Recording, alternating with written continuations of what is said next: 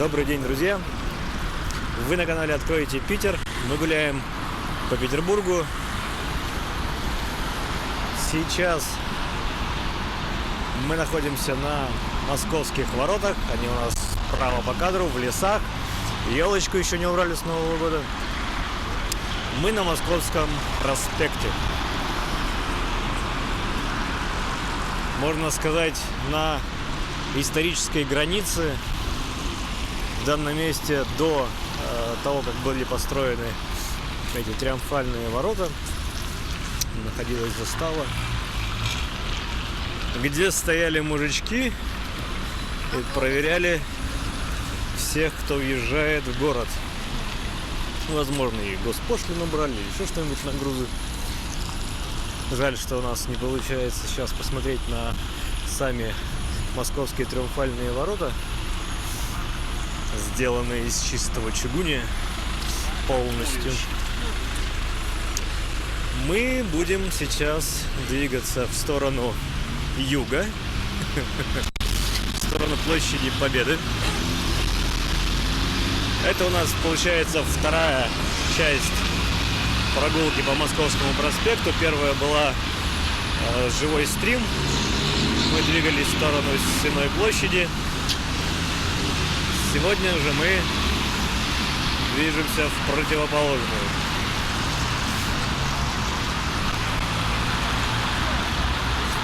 Как раз у нас первая достопримечательность на Московском проспекте в данный момент это зеленое здание, здание пожарной части. До сих пор сохранилось. МЧС там сидят.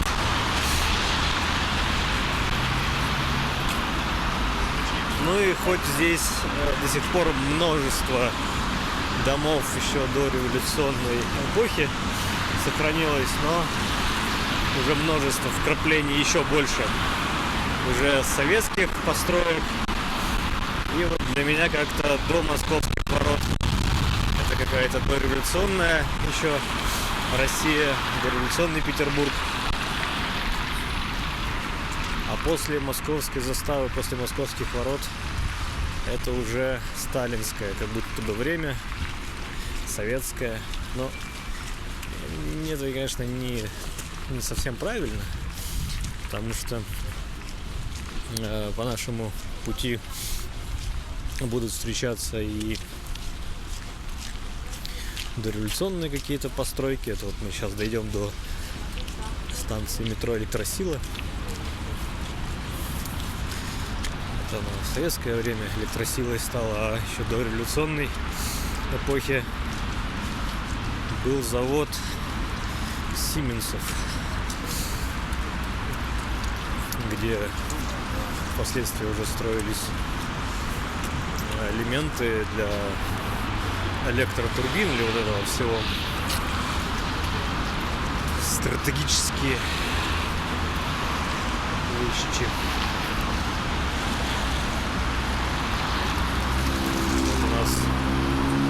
В противоположной стороне красивейшее здание, как по мне, соседствует достаточно более простенькими.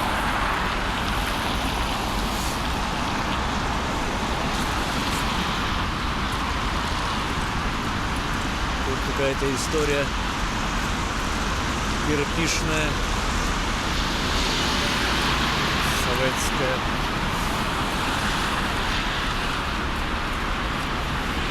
Если кто-то не знает, то все-таки озвучу, что Московский проспект — это четвертая по протяженности магистраль в Петербурге. Обуховская обороны, проспект Энгельса гораздо длиннее. По-моему, если брать за центры Сенную площадь, откуда Московский проспект начинается, и площадь Победы, где он заканчивается, то 9,3 километра получается.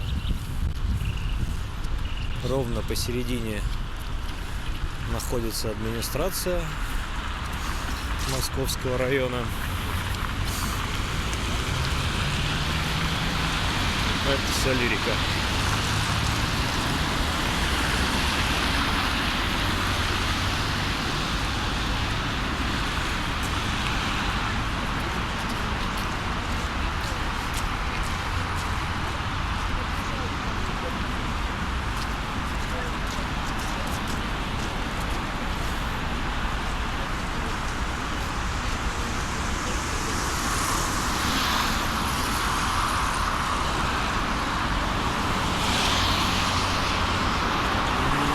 Озвучу еще одну вещь.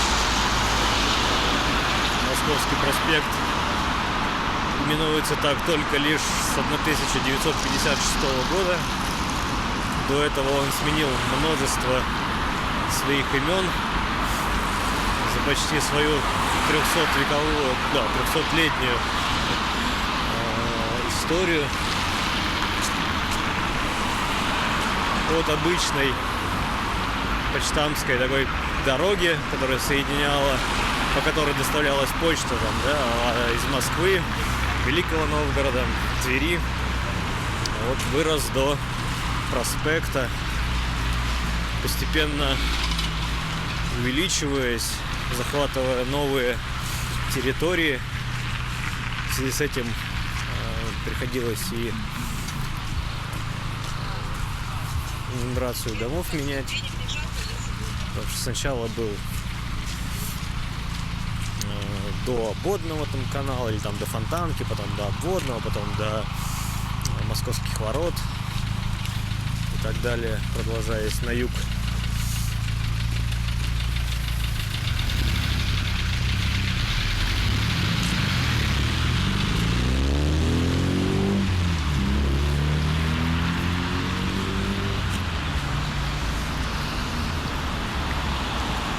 Московский был наряду вот с основной функцией, это почта доставлялась, еще и уже при Екатерине II это дорога Царское Село. По пути нас, кстати, будет ждать там Чесменская церковь, и до этого, до Чесменской там был построен путевой дворец как раз для того, чтобы по пути в Царское Село царица могла отдохнуть. Но скорость передвижения в то время, конечно же, в каретах несравнимо мала была. Современной, конечно же. Поэтому строились путевые дворцы.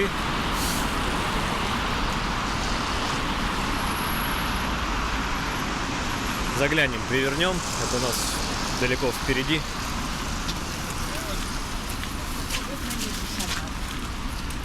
Должен сказать, что как раз в Чесменской там крепости Чесменская церковь красивейшая.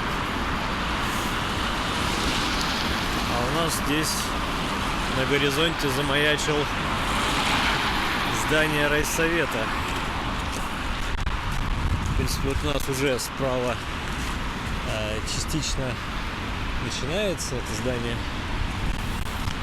И вот там впереди полукруглое такое. Мы попробуем туда проникнуть, если нас пустят.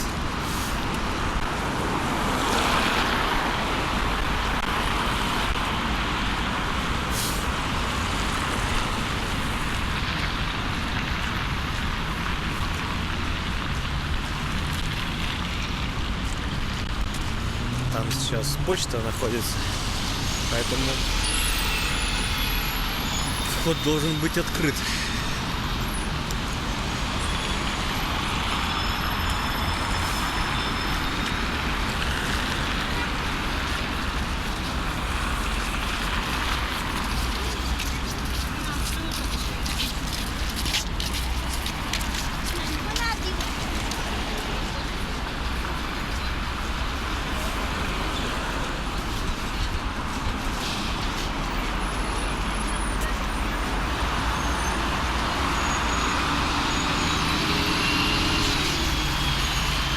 здание начиналось строиться еще в начале 20 века, уже при советской власти, но во время строительства менялись взгляды на архитектуру. И в момент строительства приходилось на ходу менять решение. И так, здесь что у нас? Прокуратура, Московский районный суд. И мы, наверное, не знаю, не попадем. Информационный пункт отбора на военную службу по контракту Московский район, я не знаю. У нас получится ли?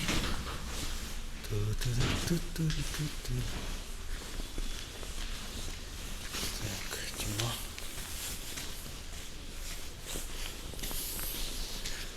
Почта нас интересует.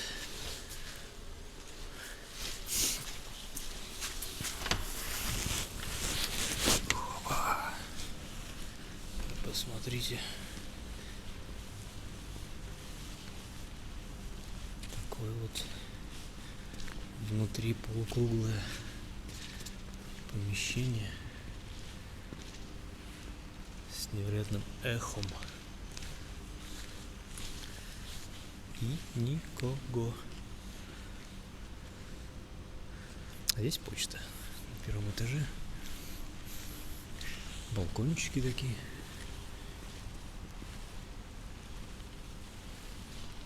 И естественное освещение по всему кругу. Ладно. Где здесь выход?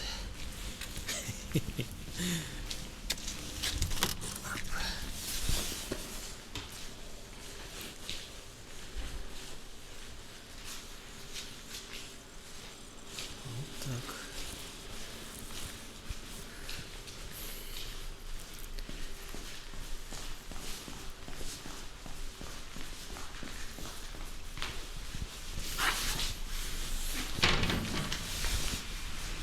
Здание райсовета. Райсовет тоже Московского района или там тогда Московско-Нарвского был. Он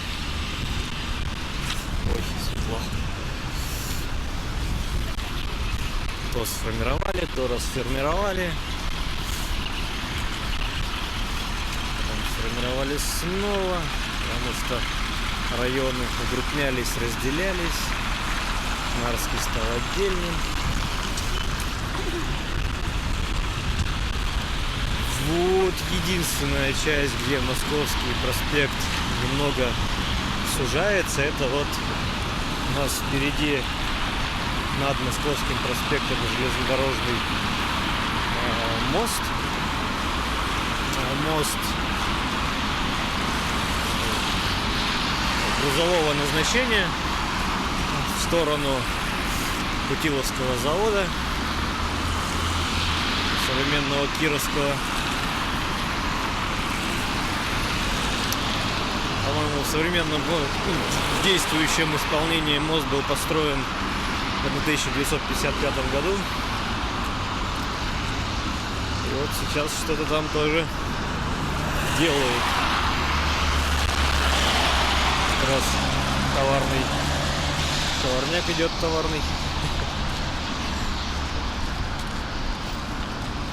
Что-то на Кировский завод, возможно, везут, а может быть и на ТЭЦ какой-нибудь уголь или еще что-нибудь.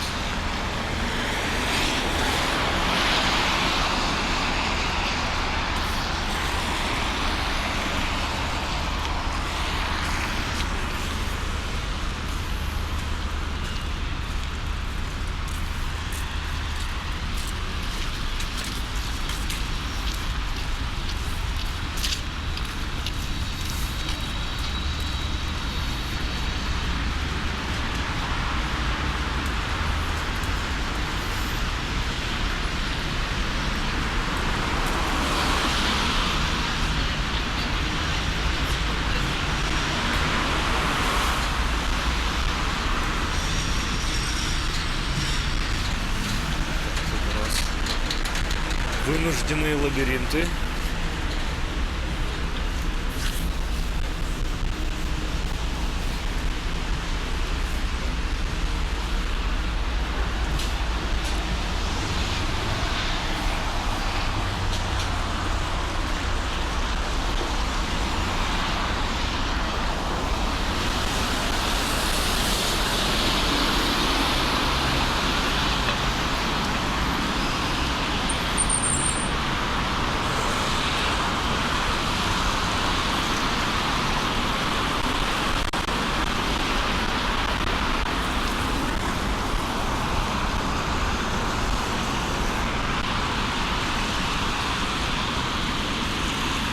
У нас на горизонте маячат новостройки.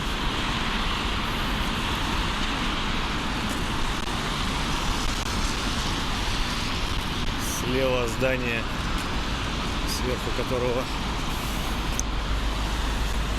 буквами световыми силовые машины.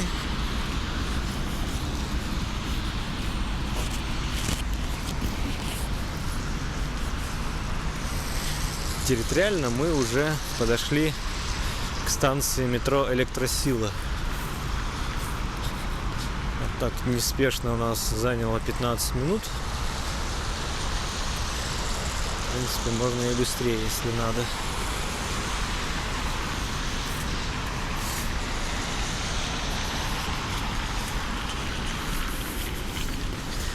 Из таких замечательных или интересных фактов про Московский проспект — это проспект-рекордсмен по числу станций метро, которые он так или иначе затрагивает. Вместе с 3 станциями на Сенной площади пишут, что аж 10 станций метро. Ну, по сути, это вся практически синяя ветка, вот весь юг от Сенной площади и площадью Московская площадь. Там дальше Звездная уходит в сторону, ну и там уже Купчино последняя.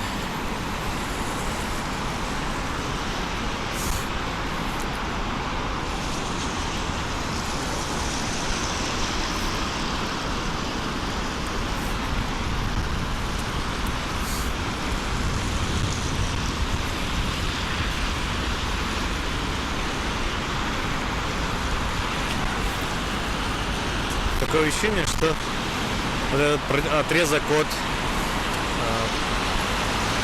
Московских ворот до Электросилы очень мало жилой. Я, конечно, понимаю, что там влево-вправо еще очень много и советских, и дореволюционных построек, и современных. Но то, что выходит на сам проспект, очень мало жилых домов, как будто бы.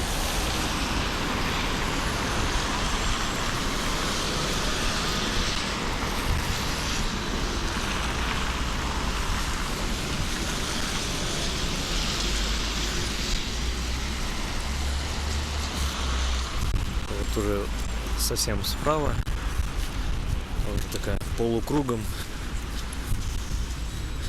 в виде севшей летающей тарелки станция метро Электросила. Верхний вестибюль.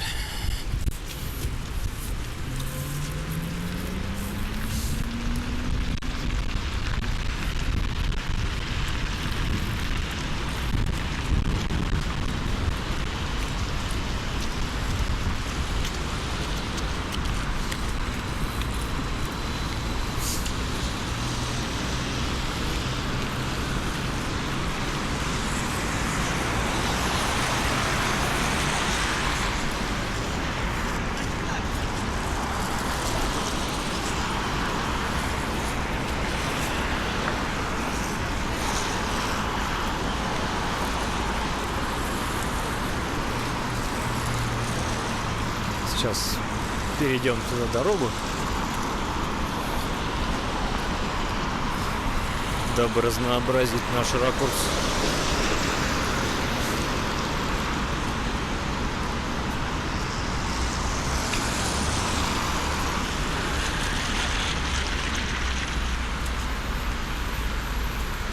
И я хочу вам показать, скажем так, подворотни, ну или дворы Московского проспекта,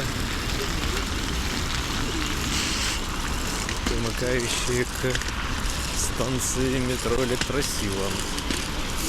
Прямо у нас, кстати, по курсу вот там Московский рынок, бывший рынок, теперь это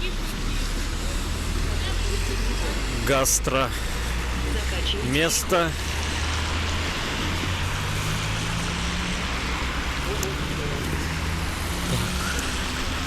Вот сейчас пойдем во двор этого дома. Но там арки, которые на Московский проспект, закрыты. Мы пойдем другим путем. Кстати, видео с прогулки по московскому рынку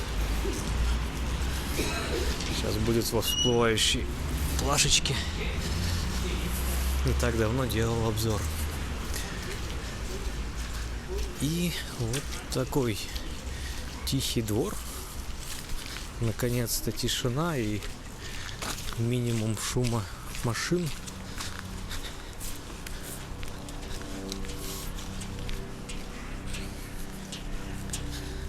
С такими вот сталинчиками.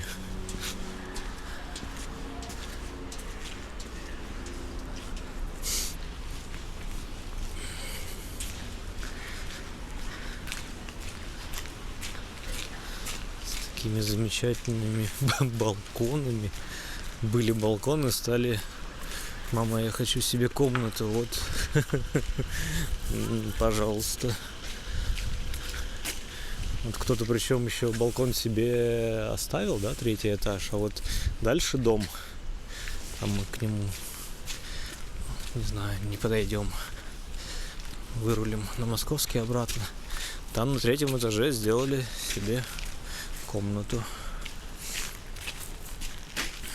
Ой.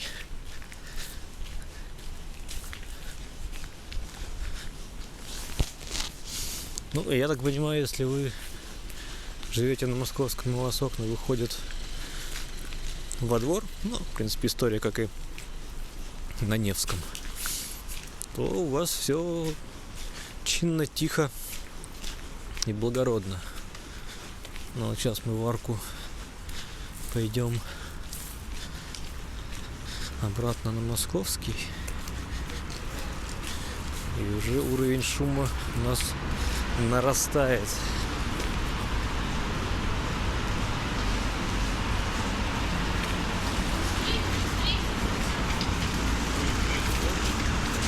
Так, а мы здесь и выйдем.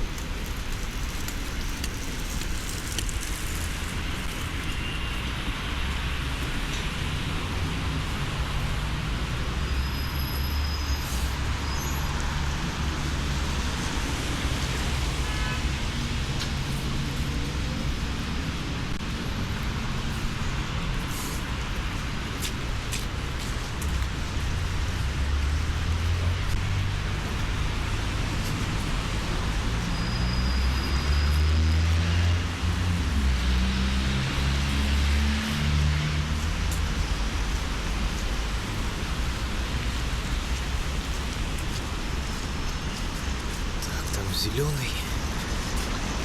Будем успевать, чтобы не стоять, не ждать.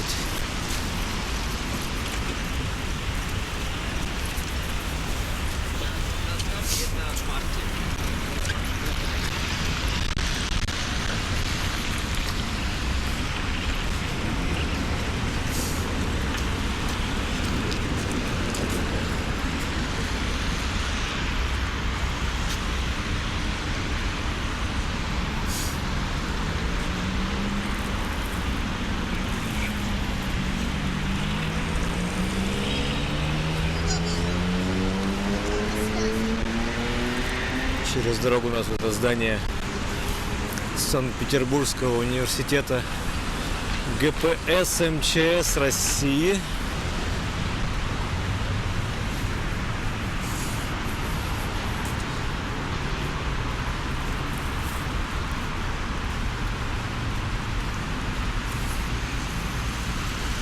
Так, а мы дорогу, наверное, тут я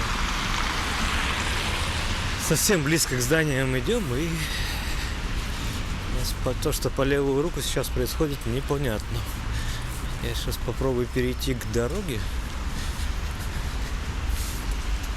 Вообще надеюсь, что у нас брака по звуку нет. И если вы смотрите это видео, значит, брака не было. И прогулка у нас с первого дубля состоялась.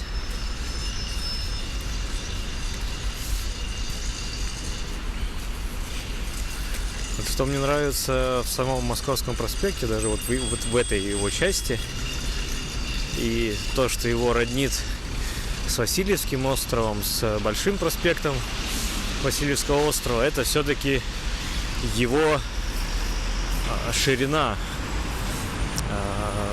Между домами большое расстояние, большие территории, где можно было посадить деревья. То есть проспект достаточно зеленый.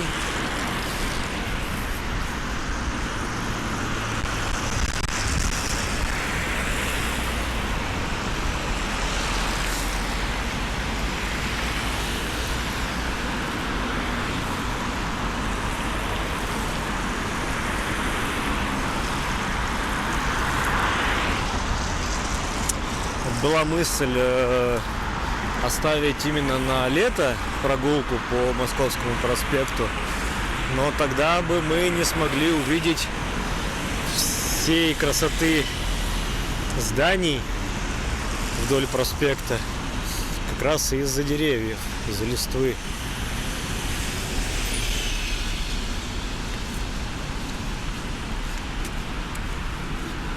Ну вот как здесь соседствует и Сталинский ампир, и вот напротив, сейчас правильно не скажу, но какие-то 20-е, 30-е годы, какой-нибудь модерн, конструктивизм.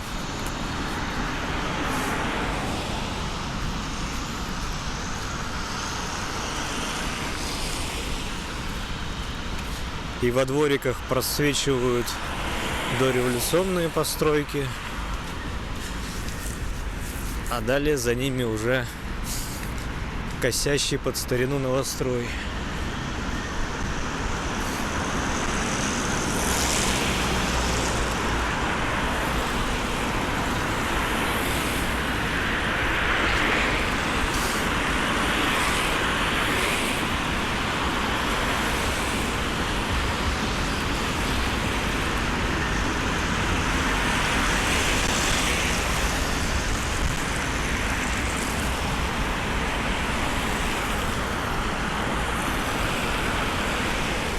Конечно, всегда умиляли вот эти такие портики. И вот у 3-го этажа окна постоянно под этим козырьком. Света минимум, что летом, что зимой. Вот у 2-го этажа есть бонус. Они могут выйти на крышу, поставить шезлонг, позагорать Ну, если кому-то наплевать, что их соседи видят.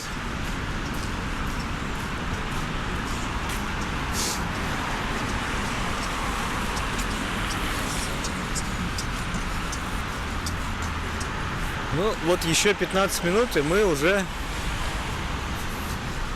практически на Парке Победы. Это следующая станция метро, одноименно с Парком Победы, который не Парк Победы, а парк, существовавший до войны и до советской власти. Был, конечно же, поменьше. В советское время его решили переделать. Было запланировано открытие на 40-й год, но всем известные события отложили сие действо, и парк был перезаложен, переоткрыт только лишь в сентябре 45-го года. Был значительно расширен. С левой стороны до проспекта Космонавтов, а прямо, ну, вот если там по правую руку, то до улицы ныне Бассейной.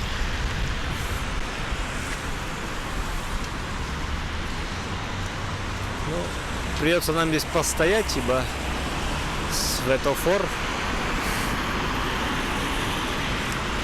Некогда вдоль этой улицы была чугуневая ограда длиной практически 850 метров, но в 90-е годы 20 века была безвозвратно утрачена. И сейчас мы имеем вот такую невзрачную забороподобную конструкцию, к сожалению.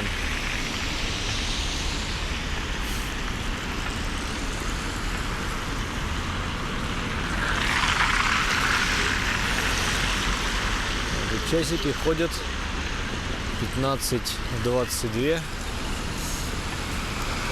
Нам бы не пропустить светофор.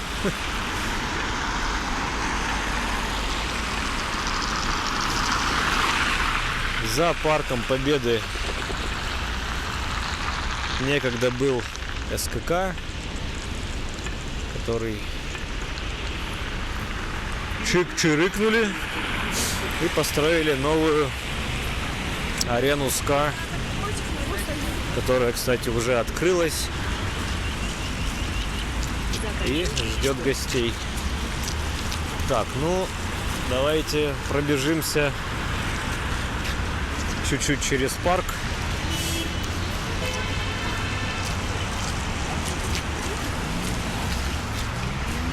То есть еще при царях, то бишь дореволюционную Россию, здесь уже были парки, на картах уже были пруды, но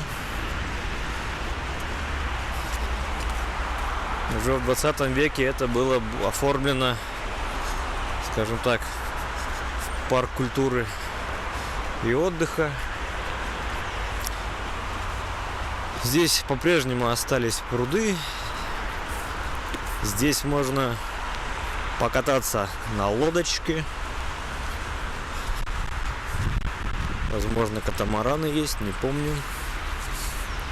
Некое подобие детского парка. До недавнего времени было, но до сих пор, наверное, есть.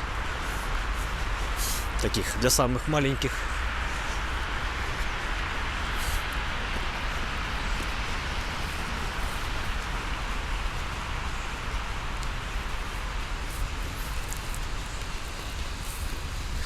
Ну и на Московском проспекте это вот самый большой парк такой, самая большая зеленая зона. Что-то порядка 80 гектаров здесь парк имеет.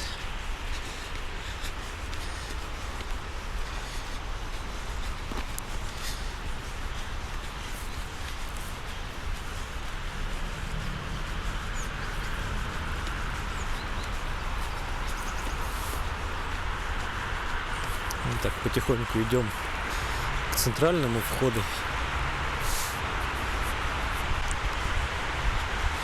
То есть, если вы хотите погулять и посмотреть Парк Победы, то вам прям ехать на метро до станции метро Парк Победы, синяя ветка. Выходите, обходите по правую руку метро и оказываетесь в парке мгновенно.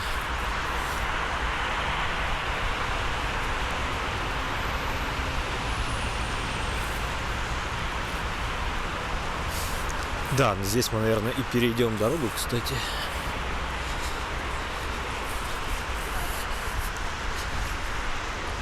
Через дорогу там нас ждет памятник.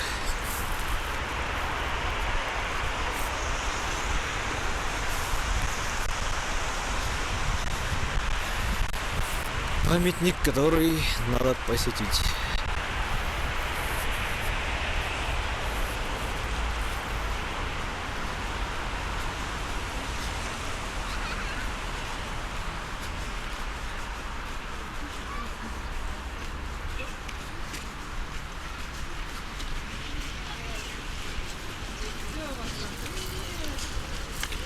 Какой-то шопинг, я смотрю, да? Вот у нас центральная здесь аллея начинается.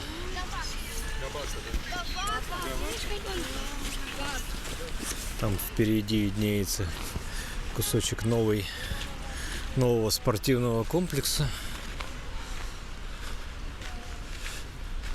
Фонтаны завернуты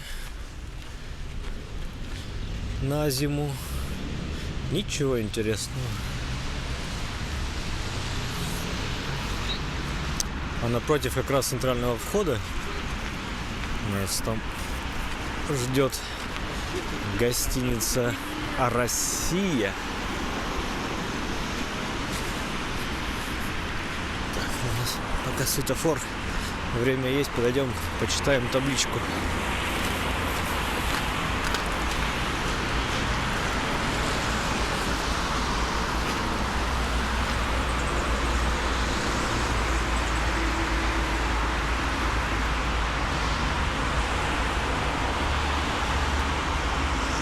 Главное, что охраняется государством.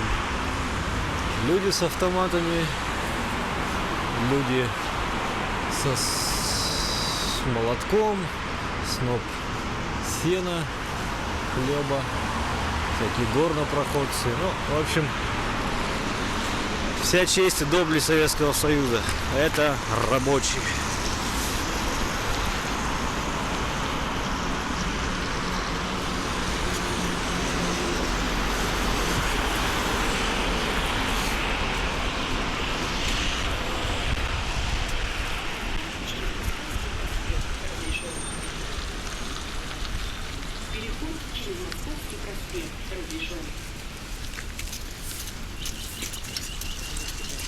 В середине проспекта идут трамвайные пути.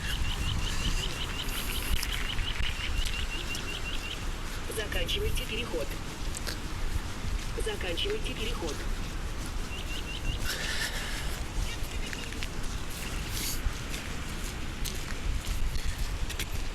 Ну а здесь нас встречает памятник Чернышевскому. И площадь эта, по-моему, также одноименна. Ну и за ним гостиница «Россия».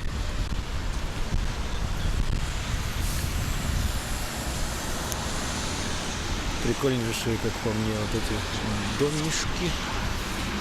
Нравится мне сталинская архитектура. Что не говорим, конечно, тогда еще не было вот этого измельчания в жилплощади.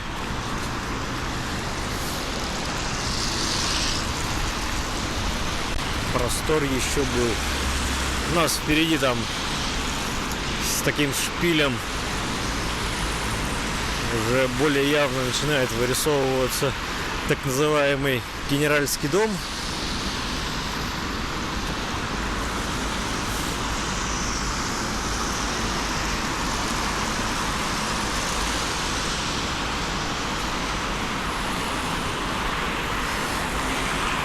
Известен Он также еще тем, что, ну, и интересен тем, кто следит или следил или увлекается творчеством группы кино. В этом доме провел свое детство Витя Робертович Цой.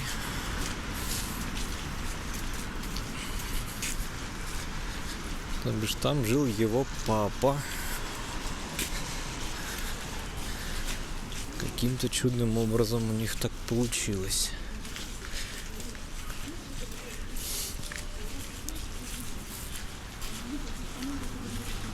Вот, ну вы посмотрите, как вот эта вот арка, и в арке окна.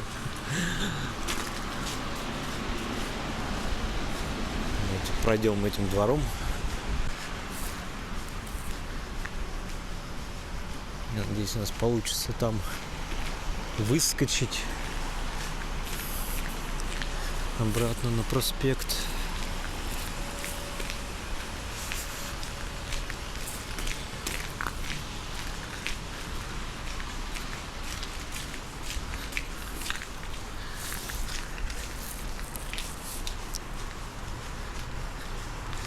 За счет того, что еще высотность небольшая, плотность населения маленькая по сравнению с новостройками, дворы плюс-минус широкие, отсюда и получается, что мест парковочных в принципе хватает всем. Его квартира как бы? Его вот... И от этого комфортнее среда. Вот прямо в доме электротрансформаторная. Вот кому-то повезло-то над ней жить.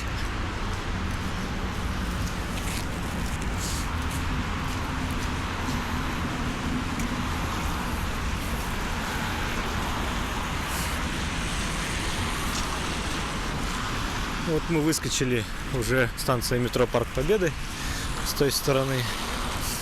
Здесь под проспектом подземный переход.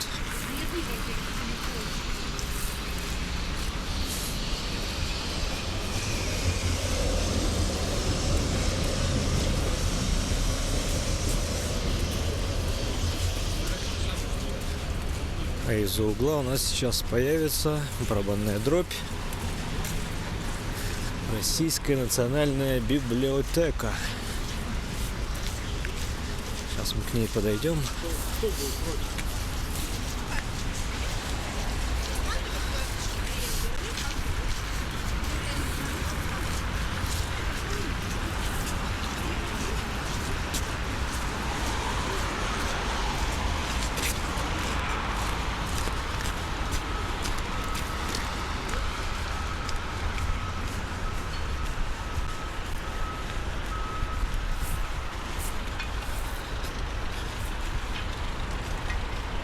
Кому-то эркеры реставрируют, красоту наводят.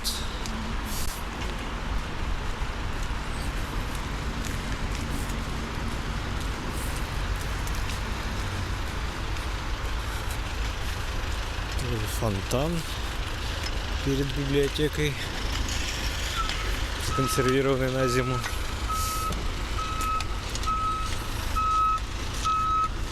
Так, а что мы сейчас тут вот интересного-то найдем? Здесь, в этом полукругу, статуи. Понятно, что это все дело современное.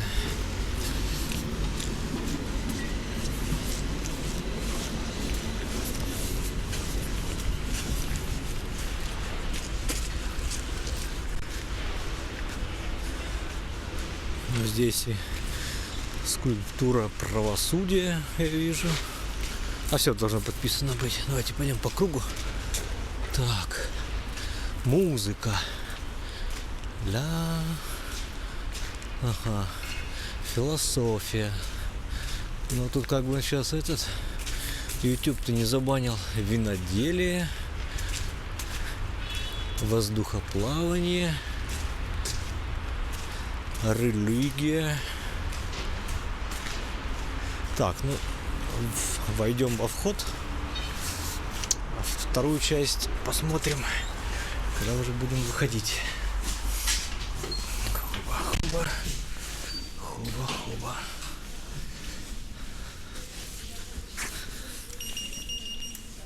Так.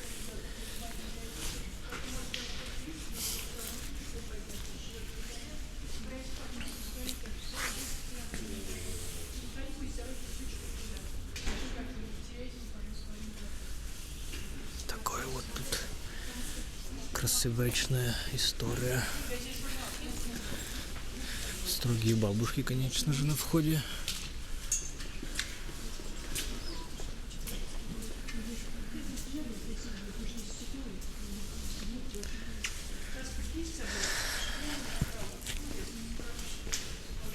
Справочное бюро, конечно же. Вот есть план второго этажа и план первого с какими-то даже конференц-залы, выставочные залы. Ну,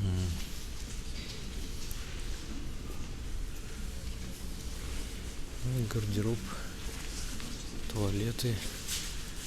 Если у кого-то проблема найти туалет бесплатный.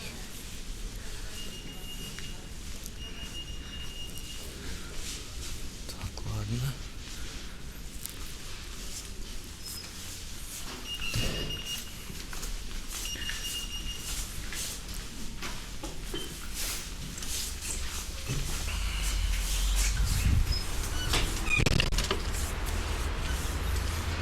Чуть дверью не пришибла. Красивенько там, никогда не был.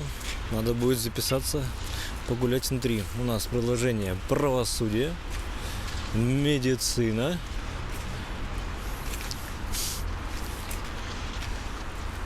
механика, архитектура, ну и театр. Человек с масками. Это вот как все скульптуры древнегреческие. Как понять, мужчина или женщина? Вот если есть титя, это женщина. Если не видно, то это мужчина. Все просто. Ну и вот тут что-то как-то повторили. Ой. Скульптуры их, а стыдно мне. Ладно.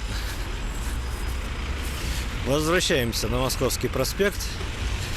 У нас здесь угол или перекресток Московского с Бассейной улицы.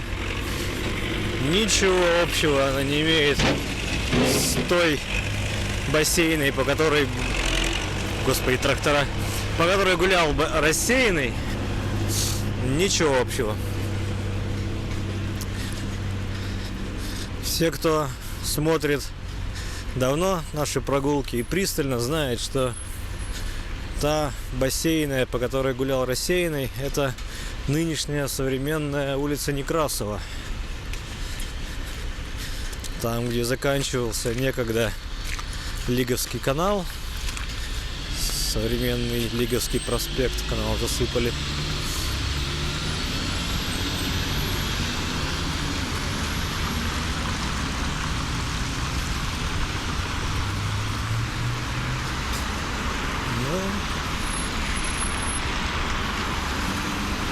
Теперь так, наверное, будем здесь переходить обратно на левую сторону.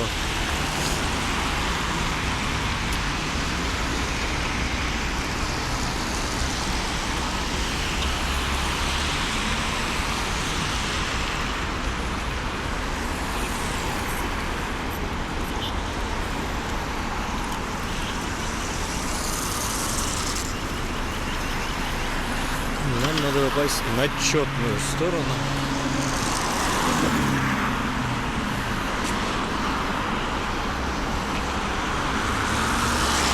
Это здание, кстати, тоже Генеральский дом.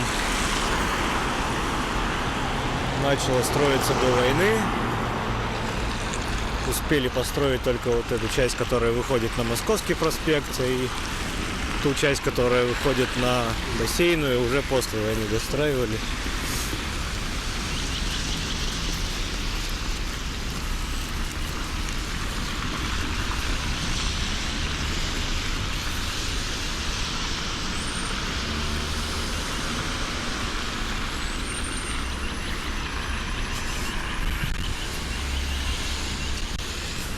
У нас есть цель кое-что здесь обнаружить на первом этаже.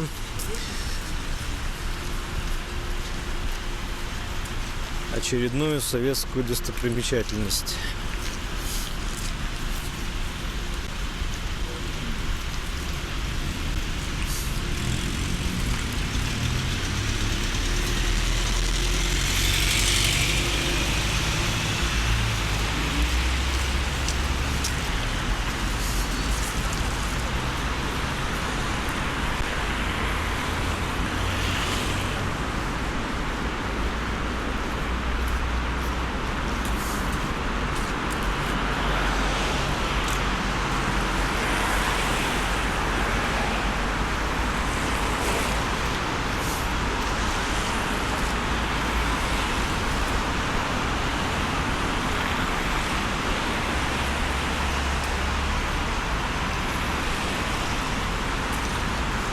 Вот, по-моему, я ее уже опознаю по очереди, которая выстроилась на улице. У нас вот впереди там очередь стоит из жаждущих прикоснуться к советской истории. Возможно, здесь уже вот пенсионеры отъезжают на такси.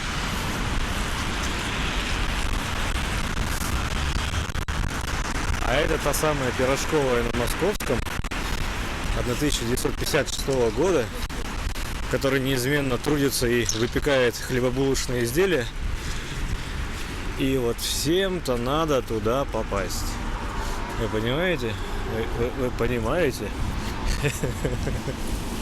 Насколько это место прямо значимо, и надо прийти, отметиться, чтобы посетить и скушать пирожок. Поняли? Чтобы скушать пирожок, надо отстоять очередь. И это, плюс-минус не сезон там, да, туристический.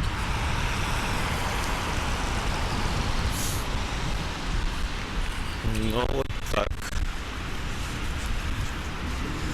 Я многое ожидал, но очереди нет. Я видел очередь в Пышечную, что на Большой Конюшенной. Я понимаю, там хотя бы Невский проспект рядом. Там всеми туристами намолено. Но чтобы и здесь, на Московском проспекте, окей.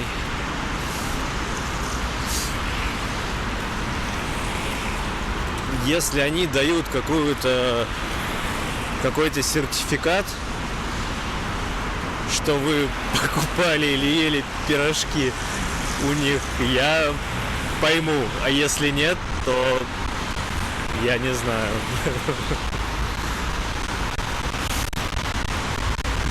Мы на такой вот полукруглой площади. Если я сейчас ничего не заперепутаю, площадь долгое время была безымянной, и только в 2014 году получила имя братьев Стругацких.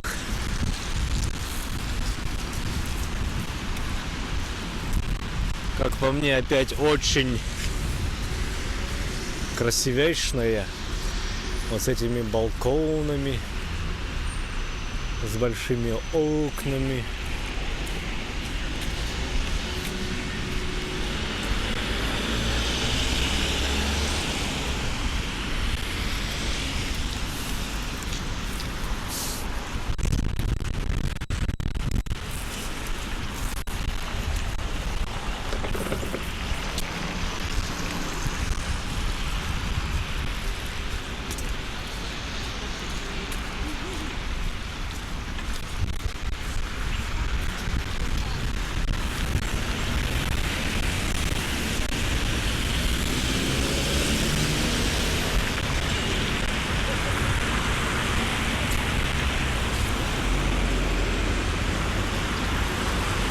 Нам надо найти еще один привет из Советского Союза.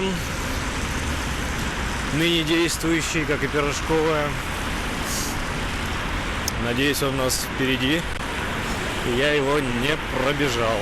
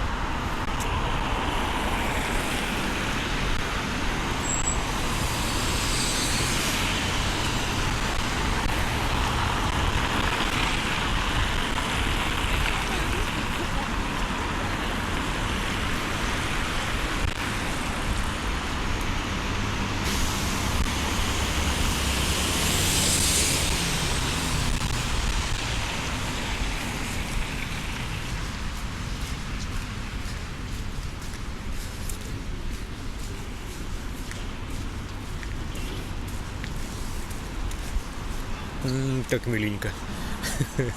Согреваем сердечко. Грузия и Италия. Вот так вот. Бурлящий коктейль. Вот он.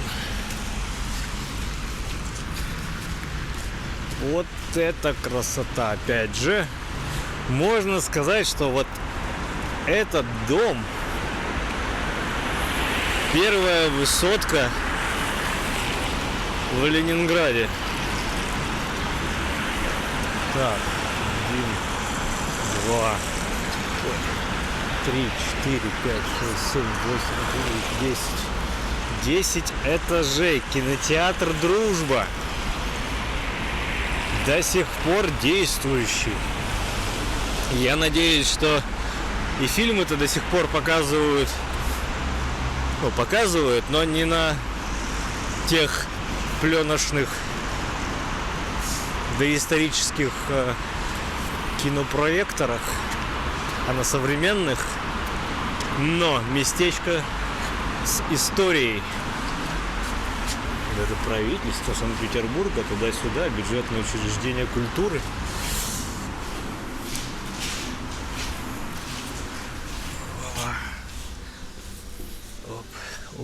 Оп. Она здесь встречает такой вестибюль. Ничего не предвещает.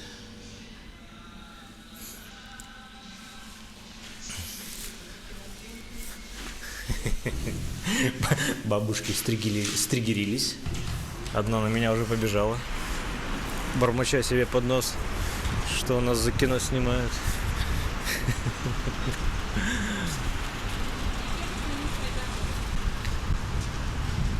Вот чуть-чуть такой истории. И здесь нам надо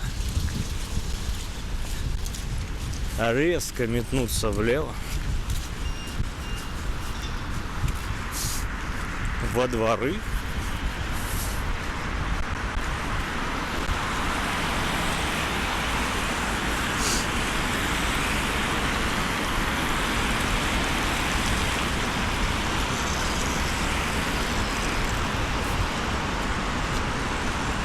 Нет, через двор не пойдем, хорошо. Немножко пройдемся дальше.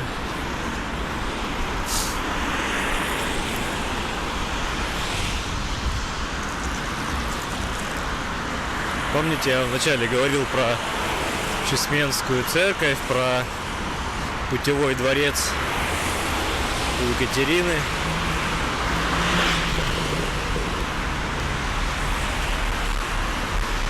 Мы должны дойти и до них.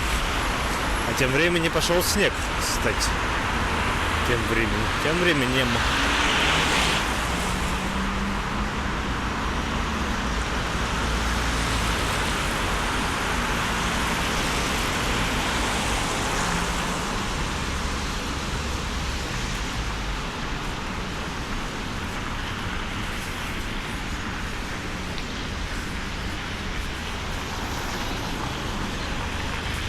из угла такой подкрался.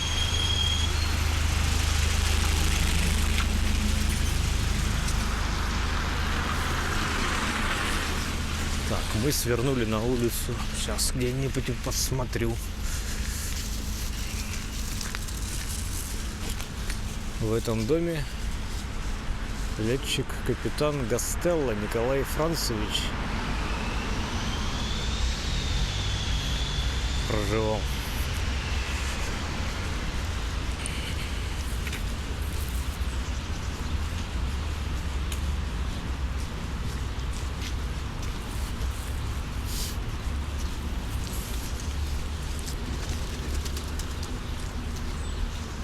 Тем временем до сих пор это дом Московский 204, лестница номер 6. Мы прошли.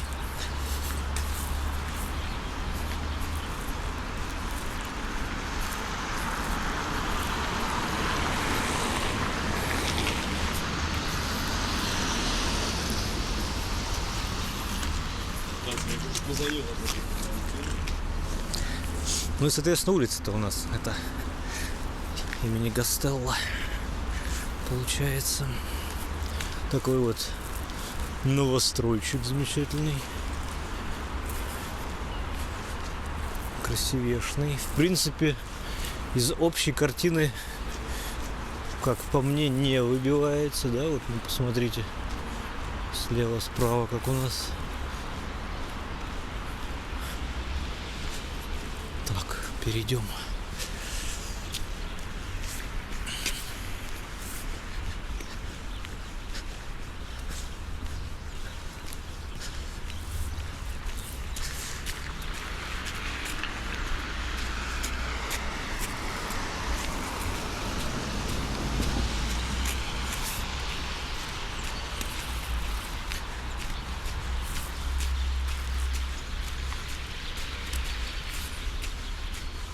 Ну вот это вот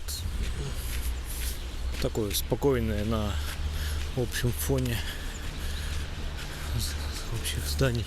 И вот там справа у нас гора новостроек, теремки такие непонятные.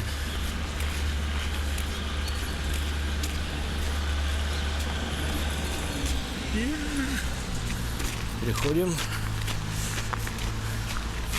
Вот почему я не увидел сразу, ему тут что-то начали блуждать почти из этого нового дома. А вот у нас и виднеется путевой дворец, такой в виде как будто бы крепости.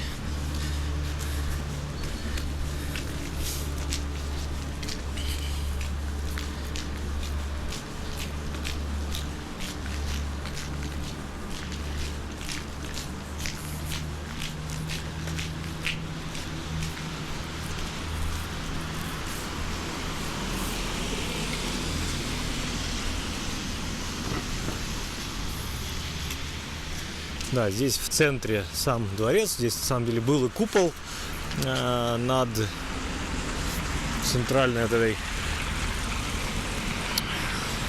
круглой башней. Ну и три флигеля таким треугольником пристроены. Обойдем их.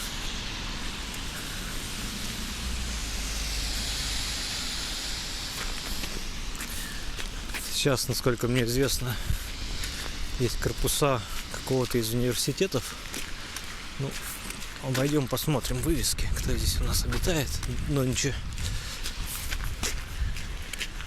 Ну и нам самое главное найти основную красоту надо.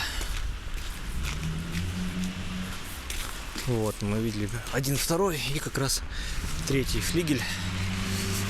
Корпус такой пристроенный.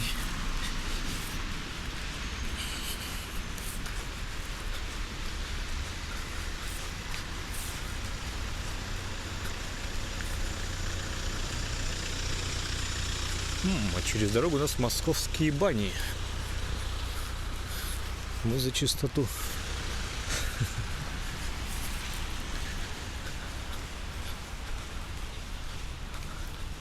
Так, подойдем сейчас. Зря я на тротуар вернулся. Сейчас пойдем, почитаем, кто там.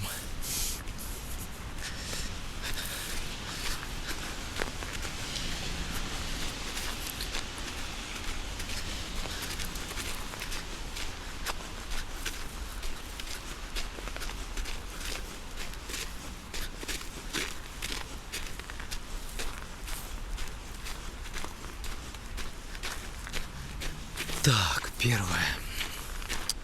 Министерство науки, Санкт-Петербургский государственный университет аэрокосмического приборостроения. Ага.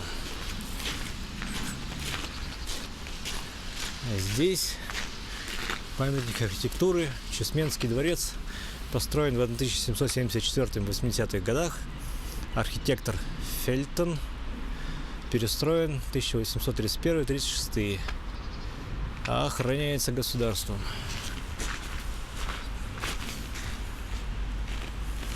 Вот так. Хорошо. Хорошо. Приборостроение.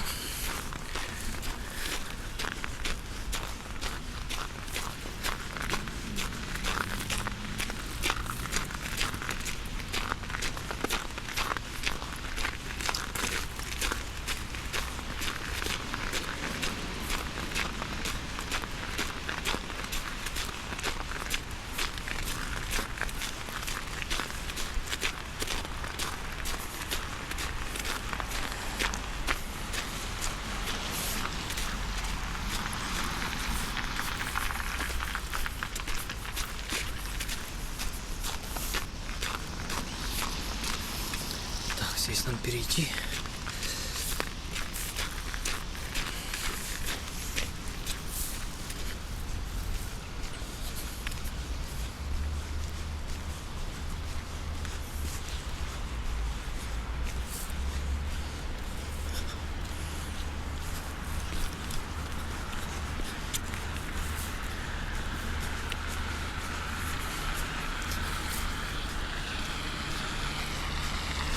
Может, кто-то краешком уже заметил. Но я сейчас так, дабы чуть-чуть сохранить интригу, из-за угла будем выныривать. Вот еще раз с этого ракурса Чесменский дворец.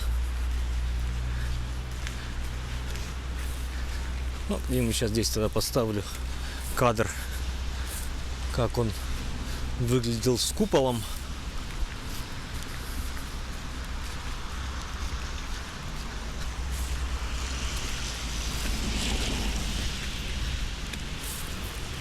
Но напротив него Чесменская церковь. Такая вот, как пирожок какой-то, как вот тортик. Прям так бы и съел. В таком в готичном стиле, с такими башенками. Класс.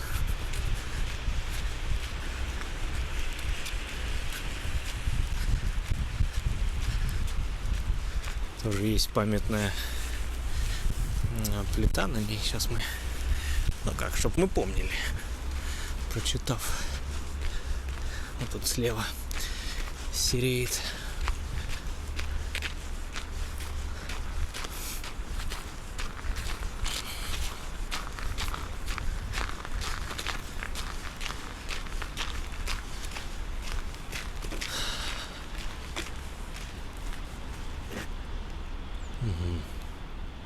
При Чесменской войне построена в 1777-80-х годах.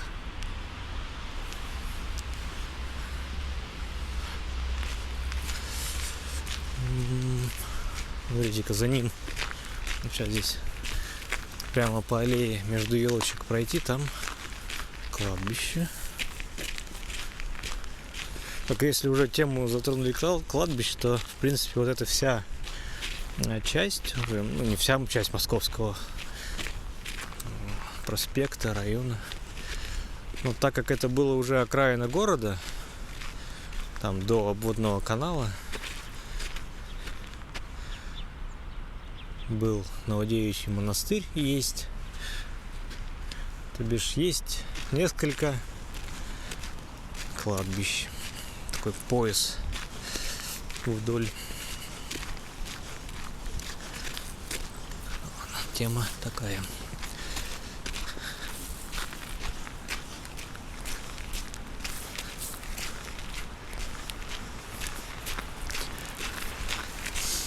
Подвыцвела, скажем так честно-то. Мне помнится, она более яркой.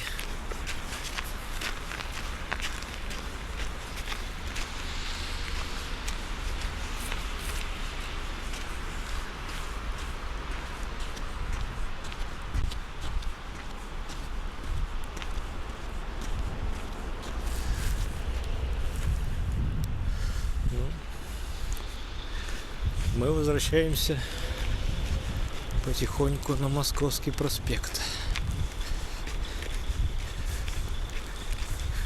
Тут, получается, мы сильно отклонились-то от него.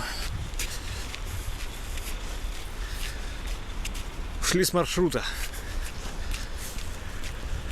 Маршрут перестраивается.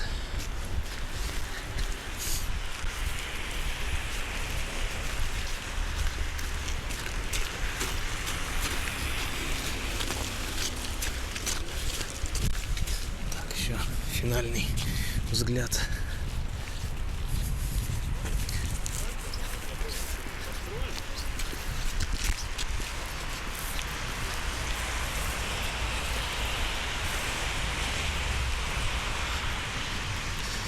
У нас остался последний рывок.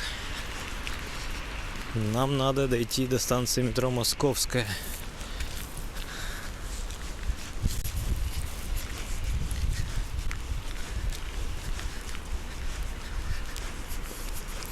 В идеале-то, конечно, бы до площади Победы. Именно там заканчивается Московский проспект. Его продолжением является Пулковское шоссе. Дорога на Москву с отвороткой к аэропорту Пулково. Обзор, кстати, на аэропорт тоже прикреплю ссылочку в описании. Вот, и как раз здесь у нас тот самый Санкт-Петербургский государственный университет аэрокосмического приборостроения. Это вот, который там же тоже находится. Ленинец.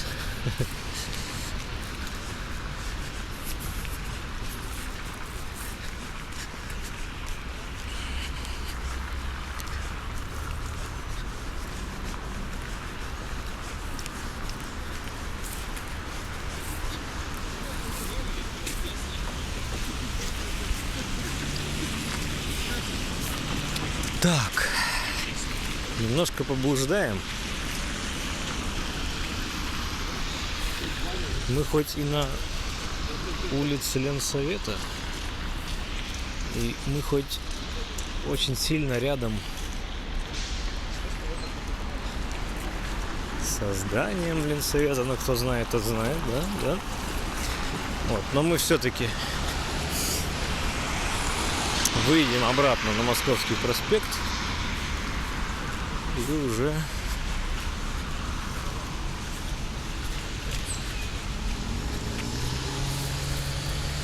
скажем так, в парадном виде встретим площадь Московскую.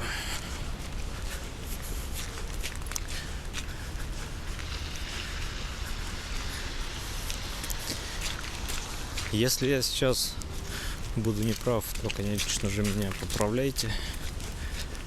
В советское время вот это место, где мы сейчас идем, были огороды, хозяйства.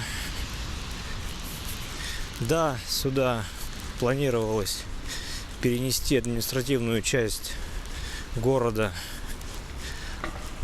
тем самым разделив историю, историческую часть оставить истории, а всю административку, все ведомства, министерства, все перенести сюда, на Московский проспект. План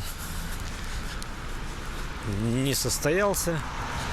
Начало было положено, но после смерти Сталина никто эту идею не продолжил. Но все равно с этим прицелом Московский район планировался, строился, развивался. Отсюда столько много этих домов вдоль Московского, как по мне, до сих пор красивейших.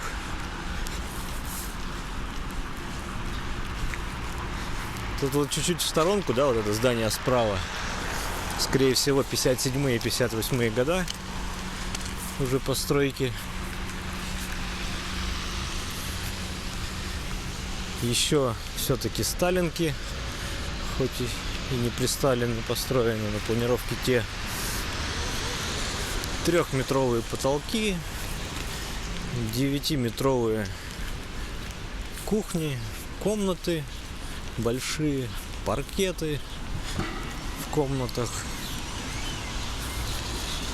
санузлы раздельные, все как бы еще для людей.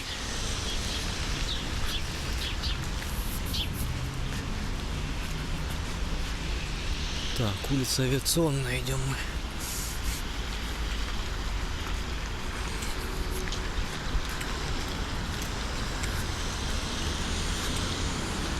Так, перейдем здесь.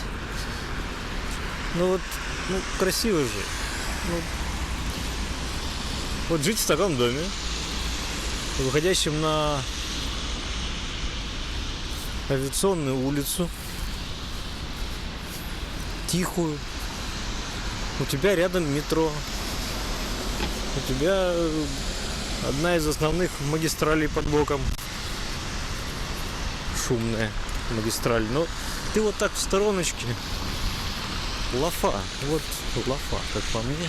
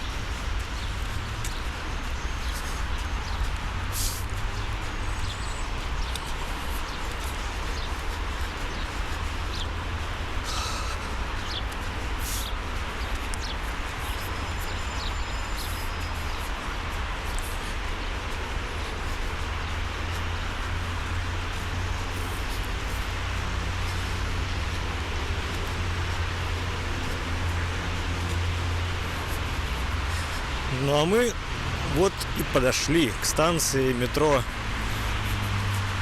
Московская площадь.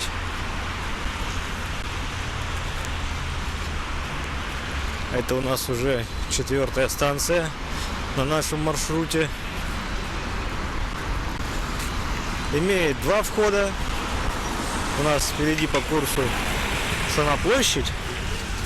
Ну и, соответственно, по краям здесь заодно переход под проспектом и вход в метро совместный. Ну и здание Ленсовета несостоявшегося. Сейчас мы быстренько ныркаем в переход Тут тепло, кстати. Можно греться. Ой.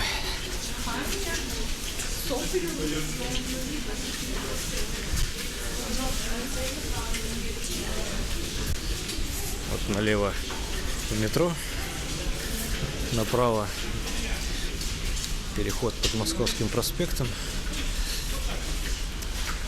Надо выйти туда на нечетную сторону.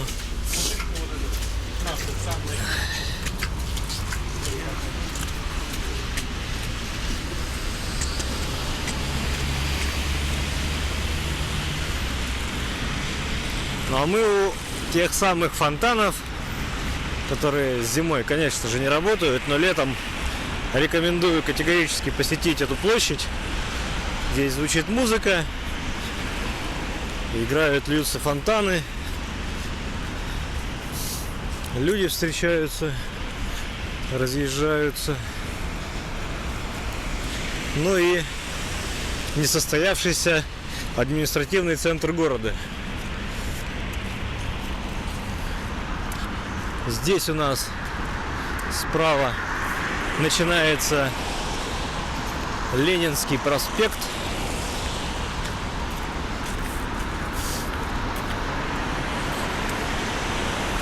Который идет аж до самого уже залива.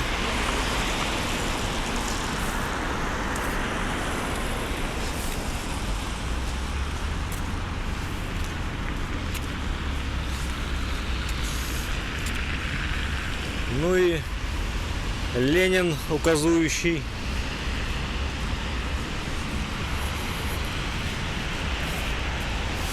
Встречает всех тех, кто приезжает из аэропорта, потому что автобус номер 39 как раз идет от станции метро площадь Московская до аэропорт Пулково.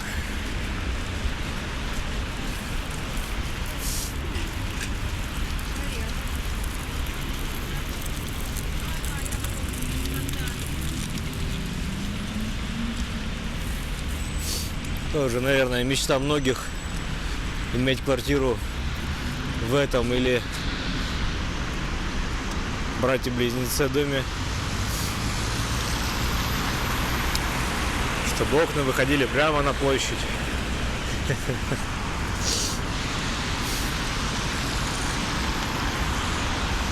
Вот такая прогулочка у нас сегодня состоялась. Напомню, что если это вы видите, то у нас брака по звуку не было, и мы записали видео с первого раза, и мне не пришлось дважды гулять по одним и тем же маршрутам. Поэтому приезжайте в Петербург, любите этот город, открывайте его с разных сторон. Петербург многогранен. Вот опять законсервированные на зиму фонтаны. Ладно, всего доброго, спасибо, что были со мной. Подписывайтесь на канал, если вы еще не подписались. Прожмите лайчик. Это поможет каналу развиваться, а мне придаст должной мотивации. Всем пока.